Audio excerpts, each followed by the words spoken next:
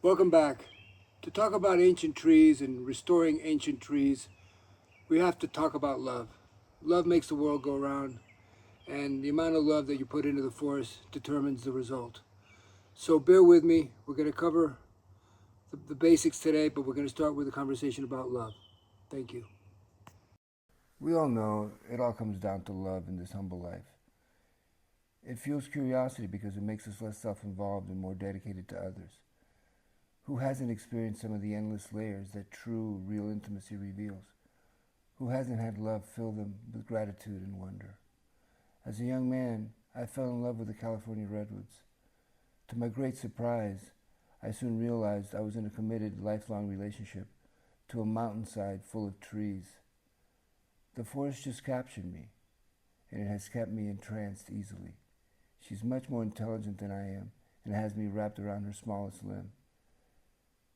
She just has so much to show, and as I manage to get over myself, she in turn gives me candy by showing me as much as I can absorb. I wish I could have learned these secrets in school or in books, but I never ran across them. Or if I did, they hid from me. I think the best way to reveal the secrets is to retrace what I was doing when it became obvious. I'll do my best to recreate the lessons as short stories, as best I could remember them. Hopefully these stories are clear and are useful for others. You know, when I talk about restoration, I'm always asked, what are you restoring? What are you doing? And it's really easy to say that we're restoring or we're preserving or we're protecting or we're sustaining a forest, but the devil's in the details. So I'm going to show you what we've done on this couple-acre hillside and tell you the story of this hillside. We're at 800 to 900 feet elevation. It's an east-facing slope. We're in the drainage of the North Fork Fuller Creek, which is part of the Gualala River watershed in Sonoma County. And we're filming in April of 2026. This land was heavily logged in the summer of 1964. And I was lucky enough to purchase it in the summer of 1994, 30 years later. And it was a mangled mess of trees everywhere. You couldn't see a yard, 2 yards in some places in front of your face. There was 1,000, 1,200 trees per acre. There was limbs from the ground up. Nothing flew through here. You couldn't see. So we came in 1996 in this area with 3 guys, and we spent a week, and we took out 2/3 of the trees, mostly the tan oaks and the Doug fir trees, a little bit redwood, and we limbed up a lot of the branches, and we opened it up so you could see. Birds started flying through here. It completely changed the environment. So what happened after that?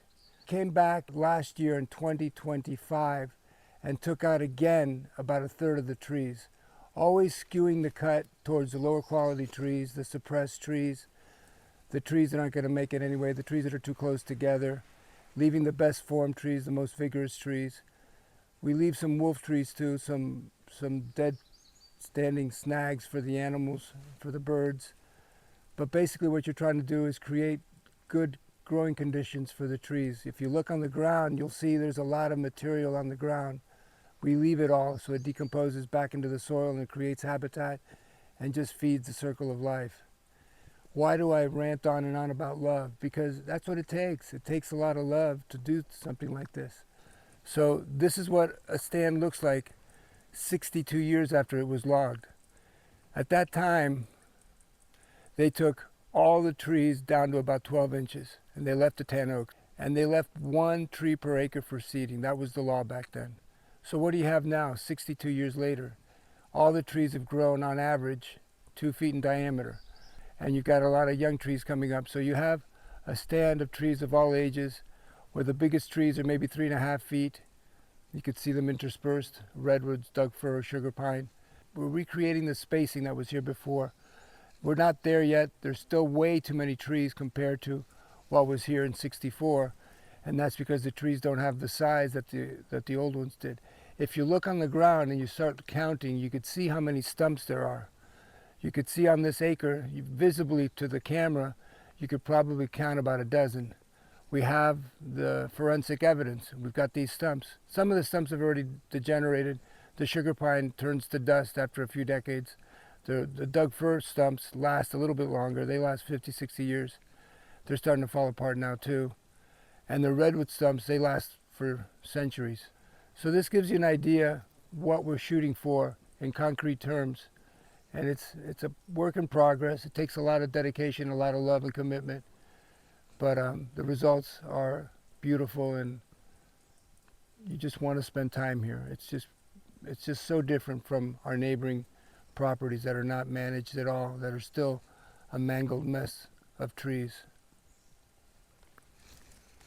My mom would always remind me to choose between being a problem maker or a problem solver. I hope today's video shows what a difference loving hands and old-fashioned hard work can make.